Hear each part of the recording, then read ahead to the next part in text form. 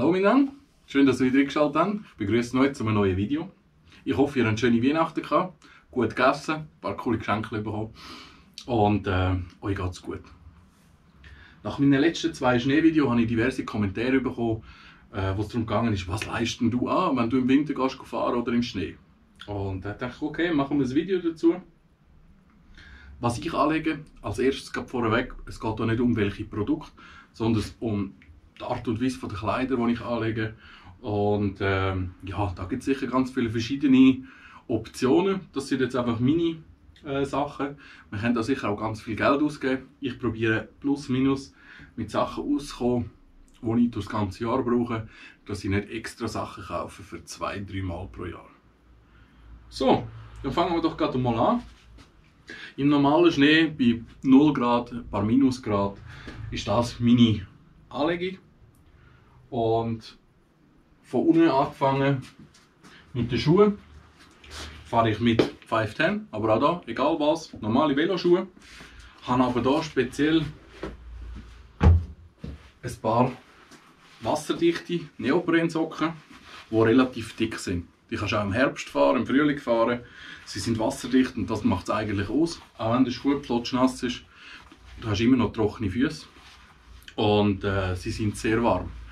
Und ich habe bis jetzt kein Problem gehabt. Ich habe eine Ausnahme, wo wir im Flumsenberg waren, im Night Ride. Dort hatte ich Wanderschuhe an. Einfach, ja, weil es nur abwärts gegangen ist. Dort hatte ich aber auch einen Skianzug an, was ich sonst nicht anhabe auf dem Velo. Genau, die lohnen sich. Wenn ihr mal noch ein Geschenk sucht für irgendjemanden, ich weiss, die Weihnachten sind vorbei. Das ist eine gute Investition. Auch wenn es regnet, du bleibst einfach trocken. Nachher ein paar lange Unterhosen, die atmungsaktiv sind, ganz wichtig. Crashpants, die habe ich immer an, ohne die fahre ich nicht. Sowie auch ein paar Knieschoner. Muss einfach sein. Meiner Meinung nach, das sieht aber jeder etwas anders. Und nachher ein paar lange Velohosen drüber. Auch die sind atmungsaktiv und so hast du warm und trotzdem die Feuchtigkeit von der Bewegung aus den ganzen Kleidern raus und du wirst nicht nass. Ein riesen Vorteil und funktioniert wirklich gut. Oben bin ich recht pragmatisch. Zwiebelsystem, T-Shirt atmungsaktiv. Ein Langarm-Shirt, atmungsaktiv. Ein bisschen wärmerer Pulli. Der ist jetzt noch der Vorteil, gerade noch so ein Kragen. Aber auch der ist völlig unter den Ärmel, alles mit Löchern, also atmungsaktiv, so dass die Feuchtigkeit weichen kann. Und über das Ganze dann eine Softshell-Jacke, die eine gewisse Wärme gibt, aber trotzdem, und den Wind stoppt, aber trotzdem nicht gerade eine Regenjacke ist, die die Feuchtigkeit komplett einpackt. Eine Regenjacke habe ich immer im Rucksack. Ganz dünn. Windstopper und Regenjacke. Die ist extrem leicht und braucht keinen Platz.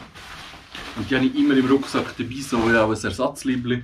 Weil je nachdem, vielleicht musst du irgendwo mal pannen oder so. Und am Rücken bin ich immer feucht. Mit dem Rucksack, wo übrigens auch die integrierte Rückenpanzer drin hat. Und durch den schwitze ich immer am Rücken. Wenn du mal eine Panne hast oder länger musst Pause machen, bei Minusgrad ist es angenehm, wenn du etwas Trockenes anlegen kannst. Ja, so habe ich aber eigentlich warm. Je nach Uphill schwitze ich sogar, aber das ist der Vorteil am Zwiebelsystem. Wenn du merkst, es wird warm beim Uphill, du hast etwas in den Rucksack, da oben kannst du es wieder anlegen. So sollst du eigentlich nie nass werden durch Schwitzen. Auf dem Kopf eine kleine oder ganz feine Filzmütze. Die hat unter jedem Helm Platz. Ob unter einem Halbschale oder einem Enduro-Helm, Fullface, hat alles Platz drunter, du frierst nicht an die Ohren. Und ja, wenn es ganz kalt ist, jetzt wie eben am Flumsenberg, dann eignet sich natürlich ein Fullface, der nicht wirklich viele Luftlöcher hat und somit hast du automatisch wärmer. Aber immer wenn Uphill verbunden ist, eignet sich so ein Helm eher weniger. Für den Hals der typisch bekannte Loop. Finde ich eine super Sache, weil du kannst verschiedene Arten einsetzen, kannst ihn über die Ohren ziehen, wenn du jetzt keine Kappe dabei hast. Und er gibt warm am Hals. Für mich sehr wichtig und sehr angenehm. Zu der Brille, es hat eigentlich nichts mit der Wärme zu tun, aber ich finde es trotzdem wichtig, weil der kalte Wind in den Augen, ich, der sonst Brillenträger bin und auf dem Bike mit Linsen fahre, ist es sehr wichtig. Ich fahre Downhill eigentlich immer mit Klarglas, weil ich einfach Mühe habe mit den abdunkelten Gläsern. Und trotzdem kann ich auch mal schön Wetter sehen für den Uphill, dass die Sonne nicht gerade tot blendet. Sehr coole Brille übrigens, Neonoptik, gehen wir vorbeischauen, sind sehr geil und extrem robust. Ich weiß nicht, wie viel Mal es mir schon ab dem Velo runtergefallen ist, funktioniert immer noch.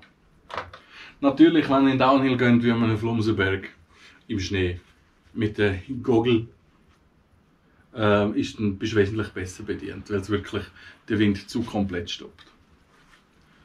Zu den Handschuhen. Im Uphill fahre ich gerne ein bisschen dickere Handschuhe. Auch dort gibt es sicher ganz gute, verschiedene. Warme Finger ist immer schön, aber ich komme mit denen im Downhill nicht klar. Also habe ich im Downhill meine ganz normalen Handschuhe, die ich auch im Sommer fahre.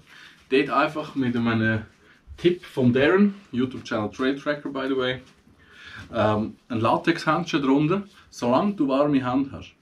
Und dann in Latex-Handschuh gehst und nachher in normalen Handschuh, bleiben die Finger schön warm. Sehr geile Sache. Wenn du schon kalte Finger hast, lass die weg, weil dann ist es richtig übel. Aber solange du warme Hände hast, ist das ein super Trick und die Finger bleiben extrem lang warm. Und trotzdem hast du so das Feeling am Bike, das ist das, was mir fehlt mit den dicken Handschuhen, um das Gespür noch für den Bremspunkt und alles zu haben. Darum fahre ich immer abwärts mit denen. Ja, das ist eigentlich schon von meinem Setup, wo ich fahre. Im Winter, wenn es wirklich kalt ist, vor allem sobald es anfängt zu tauen, plus 1, plus 2 Grad, dann empfehle ich euch doch Regenhosen und Regenjacke. Weil ihr seid einfach von unten, von überall nass. Solange es Minus ist, werdet ihr von unten und von außen nicht nass. Dann werdet ihr nur nass vom Schwitzen. Aber sobald es irgendwie so über dem Gefrierpunkt ist, oder so im Herbst, wenn es regnet, Regenhosen, Regenjacke oder ein Dirndl, wie der Roman hat, das war auch schon ein paar Mal in meinem Video gewesen, ist natürlich die beste Investition, denke ich, weil den kannst du im Sommer brauchen, der hat überall Lüftungsschlitz an den Hosen, du kannst sogar die unteren Beine abnehmen, sodass du immer schön Zirkulation von der Luft hast. Ich denke, das wäre eine gute Investition. Der rutscht auch schön, wenn es schlauig ist. Und ja, mit dem bleibst du sicher trocken, vor allem weil es dann nicht hin in den Hosenbund regnet, weil es wirklich ein Style ist. Das denke ich wäre eine gute Investition. Vielleicht überlege ich mir das auch mal, wenn es eine gute Aktion hat. An und für sich sonst bin ich mit dem Setup sehr zufrieden. Und macht Spaß. Ich hoffe, ich kann euch etwas weitergeben. So. Wie gesagt, es gibt verschiedene Möglichkeiten, sich warm zu halten im Schnee. Denkt aber daran, nicht zu warm, sobald ihr Uphill machen müsst. Mir geht es zumindest so, kommst du doch ins Schwitzen. Ja, ich danke euch fürs Schauen. Ich wünsche euch eine gute Zeit, rutscht gut ins neue Jahr. Dann sehen wir uns im nächsten Video. Macht's gut. Peace.